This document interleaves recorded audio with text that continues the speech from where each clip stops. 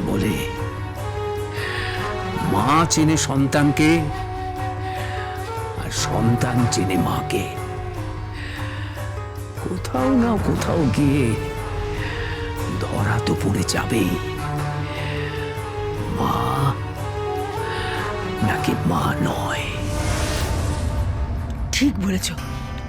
দেখ তো, আমি গরু উকিলকে বলেছি যে এখনো তো আসল পরীক্ষা বাকি। গরু উকিল বললো ওটাই শেষ, ওটাই হলো শেষ তুরুপের তাস। কি বুঝতে পারছি না, সিজার গো সিজার, দুটো দুটো বাচ্চা সিজার হয়েছে, সে দাগ যাবে কোথায়? ঠিক ঠিক বলেছ। হ্যাঁ, সে দাগ কি অত সহজে মেলাবে? ওখানেই তো ধরা পড়ে যাবে গো।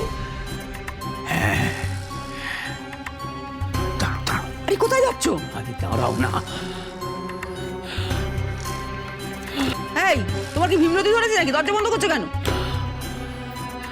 সাবধানের মান নেই। আচ্ছা আচ্ছা, তুমি তো যা, তা তুমি একবার যাচাই করে দেখতে পাচ্ছ না? এটা তো মন্দ বলনি, একবার ছলে বলে কৌশলে দেখলে হয়তো।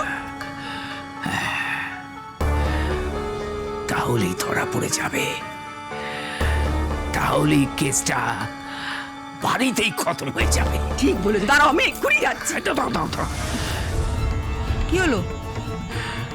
বুদ্ধি করে ঠিক সময়ের জন্য অপেক্ষা করো। সময় যখন হবে তখন তখন হাতে নাতে ধরো।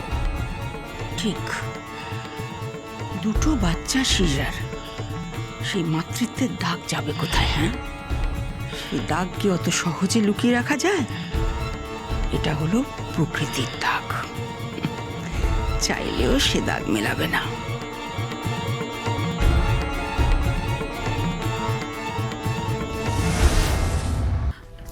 আমার তো ওখানটাতেই ভয়, ওই একটা পয়েন্টে আমরা পুরো কেসটা হেরে যেতে পারি।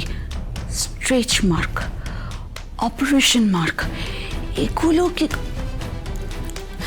এই সঞ্জয়, শোনো না, বলছি যে এরকম কোনো কসমেটিক সার্জন, মানে যারা কসমেটিক সার্জারি করে, এইরকম কোনো ডক্টরকে দিয়ে যদি আমরা এই মার্কগুলো নতুন করে ক্রিয়েট করতে পারি, মানে তৈরি করাতে পারি।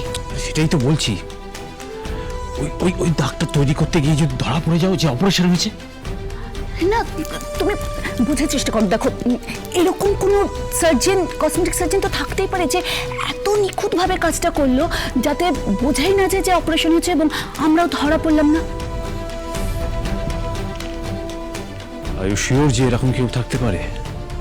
দেখো, থাকতে তো পারে, আর তার থেকেও বড় কথা আমাদের ট্রাই তো করতে হবে। ওকে, দেখো, কিন্তু আমাদের হাতে আর সময় নেই, যা করার তাড়াতাড়ি করতে হবে। পুজোর পরেই কিন্তু কোর্টে পর ডেট পড়বে, তার আগেই যদি ওই কসমেটিক সার্জারি করে ওই দাগগুলো তৈরি করা যায়।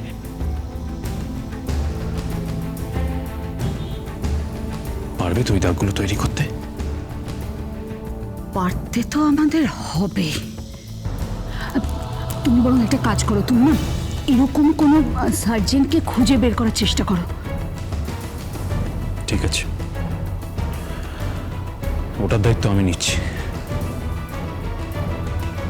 তুমি শুধু উত্তরাকে রাজি করাও। হ্যাঁ সাথী। ও, আমার তো আজকাল নিজেরই কেমন গুলিয়ে যায়। ও উত্তরা না সাথী?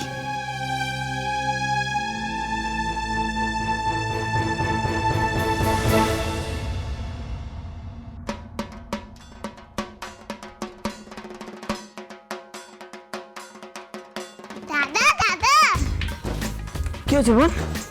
প্যান্ডেলে ঠাকুর এসে গেছে। কি সুন্দর ঠাকুর, দুর্গা ঠাকুর এসে গেছে। ঢাক, কি সুন্দর ঢাক বাজছে। তাই নাকি? হ্যাঁ দাদা, আমাকে একবার দেখতে নিয়ে যাবি? নিয়ে যাবো। জানিস তো দাদা, দুর্গা ঠাকুরের মুখটা পুরো আমার মায়ের মতন। হ্যাঁ, মা দুর্গার মুখ তো একদম মায়ের মতনই হবে। সবাই নিজের মাকে মা দুর্গার মধ্যে খুঁজে পায়, আর যাদের মা নেই তারা তো আরো বেশি করে খুঁজে পায়। তাই দাদা? হ্যাঁ। দাদা কি সুন্দর সাজিয়েছে, পুরো ঝলমল করছে। দাদা শুনতে পাচ্ছিস কি সুন্দর ঢাক বাজছে? শুনতে পাচ্ছি। দাদা আমায় পুজোর জামা কিনে দিবি না? এবার পুজোতে আমি নতুন জামা পরবো না, সবাই নতুন জামা পরবে।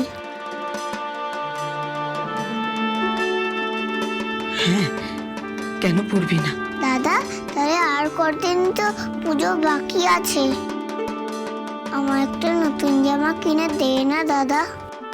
আমি একটা লাল টুকটুকে জামা পরবো, লিপস্টিক পরবো, মেকআপ করবো, চুলগুলো সুন্দর করে বাঁধবো, একটা লাল জুতো পরবো, তারপর তোর হাত ধরে টুকটুক করে হাঁটতে হাঁটতে ঠাকুর দেখতে যাব। আচ্ছা। ঠাকুর দেখতে গিয়ে সিংহ দেখবো, ওষুধ দেখবো।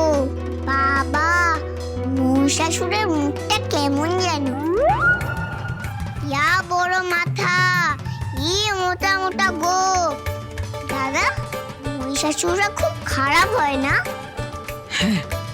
আমার ওই মামার মতন না? ছি বোন, এরকম কখনো বলবি না। মামা তো আমাদের থেকে বয়সে বড়, তাই না? মহিষাসুরও তো বড় হয়, বড় হলেই মানুষ একটু খারাপ হয় বল দাদা? ছোটরা কি খারাপ হয়? জেঠু তো বলতো ছোটরা ভগবানের মতো। দাদা কি? আমায় জামা দিবি না? দেবো তো। পুজো শুরু হবার আগে দিবি তো? হ্যাঁ দেবো, তুই একদম চিন্তা করিস না। রাঙা দিদা, ও রাঙা দিদা। কি রে, কি বলছিস বাবা? কি হয়েছে? রাঙা দিদা, বলছিলাম যে তুমি একটু বোনকে খাইয়ে দাও না, আমি বোনের জন্য জামা কিনতে যাচ্ছি। জামা কিনতে যাবি? কোথা থেকে জামা কিনবি? সে আমি ঠিক কিনে নেবো, ঠিক জোগাড় করে নেবো। বোনের তো পুজোর জামা কেনা হয়নি, তাই জন্যই জামা কিনতে যাচ্ছি। ওরে শোন শোন বন্ধন, জামা কিনবি কি করে? তোর কাছে টাকা আছে?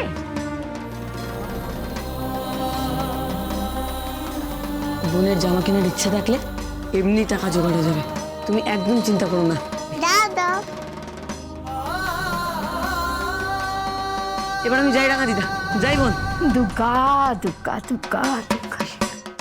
রাঙা দিদা, ও রাঙা দিদা, কি মা, কি? তুমি নতুন জামা পরো না? আমি আমি আর কি নতুন জামা পরবো মা? আমার তো সবই সাদা, আমি আর কি পরবো? সাদা কাপড় পরো কেন তুমি? যাদের বর মরে যায় তারা সাদা কাপড় পরে মা। তাহলে জেঠুর বাড়িতে যে আছে সে সাদা কাপড় পরে না কেন?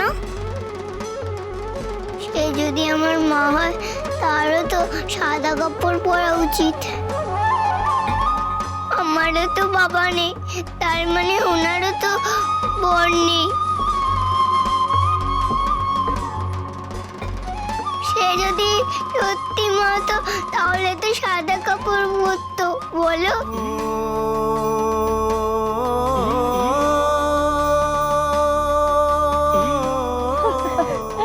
ওসব তুই ভাবিস না মা, ওসব তুই ভাবিস না, তুই বড্ড ছোট।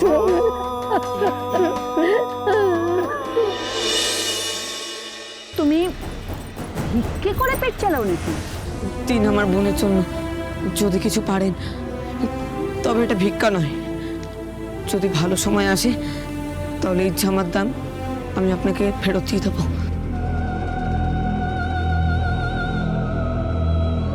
মা